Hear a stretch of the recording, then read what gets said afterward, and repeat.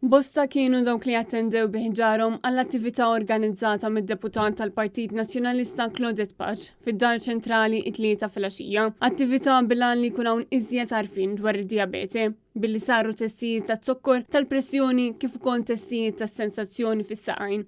Dan għaliex persuni bid-diabete jista' jkun jitilfu din is-sensazzjoni. Għal din l-attività attenda l-kap tal-Partit Nazzjonalista Bernard Grech flimkien mal-mara tiegħu Anne-Marie Grech, kif ukoll is-segretarju tal-Partit Nazzjonalista Michael Piccinino li tkellmu ma' bosta persuni li attendew għal din l-inizjattiva. Id-diabete hija kundizzjoni kronika li sseħħ jew meta l-pankrija ma tipproduċix biżejjed insulina jew meta l-ġisem ma jużax b'mod effettiv l-insulina illi l-pankrija tkun krijat. Sfortunatament din il-kundizzjoni tolqot madwar 10% sa 13% tal-popolazzjoni tal-fuq minn 18 sena.